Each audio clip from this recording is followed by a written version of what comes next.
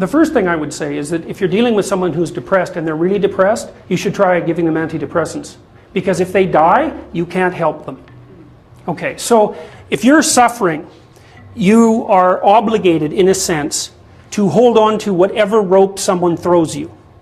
And one of the things I do with my clients all the time, especially if they're really in trouble, is to tell them, look, I don't know exactly what's going to help you, but don't arbitrarily throw out any possibilities because you might not have that luxury. Antidepressants help a lot of people, and there are technical reasons why that's the case. So that's a simple answer. It's not relevant to what I already described, except that if you're offered a gift by your society and it works, try it. I don't care what your presuppositions are. Apart from that, lots of the time you see people who are suffering with depression, for example. There's a multitude of reasons, but I'll take one common reason. You could think about it as associated with the story of Peter Pan. Now, Peter Pan is someone who won't grow up, right? Now, the problem with Peter Pan is he gets to be king, but it's king of Neverland. Neverland doesn't exist. So being king of nothing isn't that helpful. Well, one of the things that you often see with people who suffer from depression, and I'm not making a blanket statement about the cause of depression because there's lots of them, is that people who don't have enough order in their life tend to get overwhelmed. So for example, if someone comes into me and to see me and they say they're depressed, I always ask them a very standard set of questions. Do you have a job?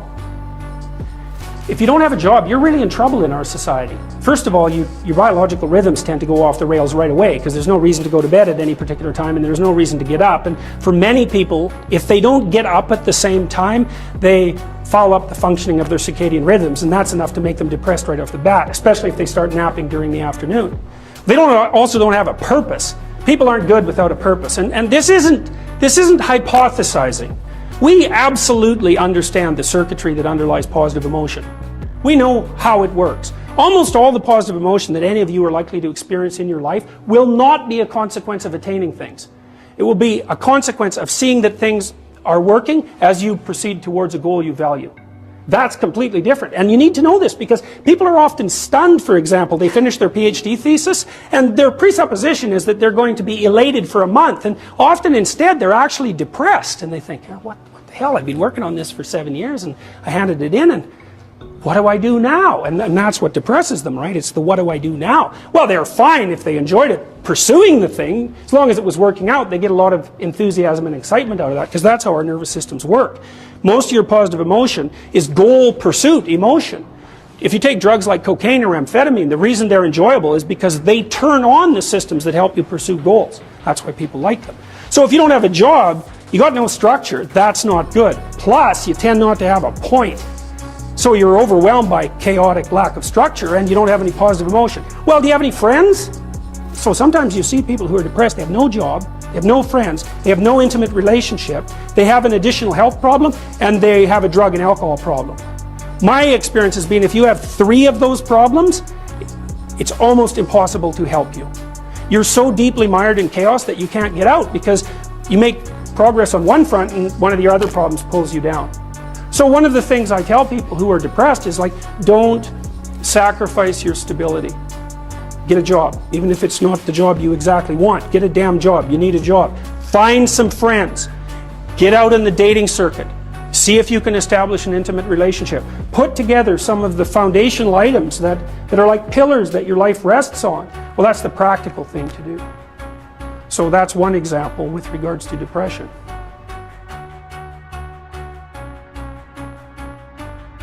Well, the thing is, you don't just launch it on them, you know. You got to negotiate with the person. And you also got to teach them to negotiate with themselves. And this is something that's very useful to know. You know, you can tyrannize yourself into doing things, but I wouldn't recommend it. What I would recommend instead is that you ask yourself what you're willing to do. It's a really effective technique. It's like a meditative technique. So, for example, you can get up in the morning and you can think, well, you know, I'd like to have a good day today, so I'd like to go to bed tonight without feeling guilty because I, didn't do some things I said I was going to do, and I'd like to have kind of an interesting day. So you got to fulfill my responsibilities, and I want to, enjoy the day. Then you can ask yourself, well, okay, what would I have to do in order for that to happen that I would do? And the probability, if you practice this for 3 or 4 days, is your brain will just tell you, it'll say, well, you know, there's that piece of homework that you haven't done for like 3 weeks, you should knock that sucker off because it would only take you 10 minutes and you've been avoiding it and torturing yourself to death for, you know, like 72 hours straight. And if you do that, here's a little interesting thing you can do, and, you know, maybe this is little obligations you should clean up. And so what you do in a situation like that is you teach the person to negotiate with themselves. Say, well, let's figure out what your aims are. You got to have some aims. Whatever they are. And they might say, well, I'm so depressed I don't have any aims. And then I say, well, pick the least objectionable of the aims and act it out for a while and see what happens. Because sometimes your emotional systems are so fouled up that you have to pretend, you have to act the thing out before you can start to believe it. I mean, people always assume they have to believe and then act, but sometimes that's true and lots of times it isn't. So the trick, if you're doing therapeutic work with somebody and you're helping them establish a structure, is to find out what they'll do. Now, if they want to get better, which is not a given, because there are often payoffs for not getting better. That's basically the payoffs of being a martyr, or maybe the payoffs of doing what your entirely pathological family members want you to do because they actually want you to fail. Assuming you want to get better, there's usually something you can figure out that would constitute a step towards some sort of concrete goal. And my presumption, it's a behavioral presumption fundamentally, is that small accruing gains that repeat are unbelievably powerful. So, you know, this is another thing to know about in your own life. It's something I learned in part from reading the writings of Alexander Solzhenitsyn, who's a great Russian philosopher and novelist. You know, he said, you can look at your life and you can see what isn't right about it. I mean, all you have to do is look. And then you can start to fix that. And the way you fix it is by noticing what you could, in fact, fix. You know, people are often trying to fix things they can't fix, which I would not recommend, because if you try to fix something you can't fix, you'll just ruin it. Like, you can find all sorts of undergraduates who are perfectly willing to restructure the, the international economic system, who cannot keep their room clean. And there's actually a gap there, you know, and it's surprising that people don't actually notice. So I would say, if you pay attention, you can see things that you could fix. They yell at you. They really do. We even know how that happens. Let me give you an example, because rooms are full of stories, and the stories have effects on you. So here's a classic experiment. So you take 2 groups of undergraduates, you bring them into your lab, and you give one group a multiple choice test that has a bunch of words in it that are associated with being old. And you give the other group the same multiple choice test, except the words are associated with being young. This is independent of the content of the test. It's just descriptions. And then you time the undergraduates as they walk back to the elevators. The ones who completed the multiple choice test that had more words associated with aging walk slower back to the elevators. And they don't know that. And they don't know they're doing it. And that study's been replicated in various forms many, many times. You're unbelievably sensitive to the story that your environment's telling you. Because your environment is not made out of objects. That's just wrong. Your environment is basically made out of something like tools and obstacles. You're a tool-using creature. You're a tool-perceiving creature. The things you... Like, if I take you out of this room and I say, well, what was in the room? You're not going to say, random patterns in the carpet, because they're real. They're just as good an object as anything else. You're going to say chairs because you can sit on them, and you're going to say handrails because you can hold them. You're going to say stairs because you can walk down them. That's what you see, and that's what you interact with. And if you pay attention to your environment, which is you, by the way, extended, all of your experience is you. It will tell you all the time what you should do. All you have to do is do it. But then you have to decide if you want to do it.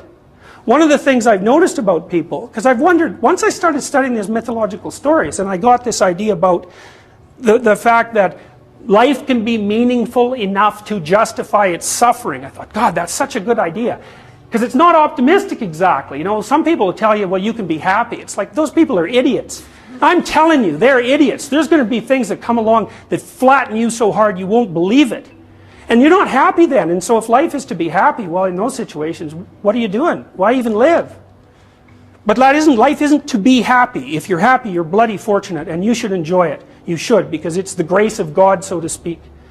With regards to meaning, I thought, well, people know when they're doing something meaningful. They can tell. So why the hell don't they do meaningful things all the time? It seems obvious. You could do it. I mean, it's hard, you know, because other people want you to do other things, and it's a struggle, but everything's a struggle. And then I thought, well, oh, I get it. I see why. It took me about 10 years to figure this out. People have a choice. Choice number 1. Nothing you do means anything. Well, that's kind of a drag, right? It's meaninglessness of life and all that, existential angst. You know, that's kind of a pain. But the upside of nothing that you do is meaningful is you don't have to do anything. You've got no responsibility. Now, you have to suffer because things are meaningless, but that's a small price to pay for being able to be completely useless.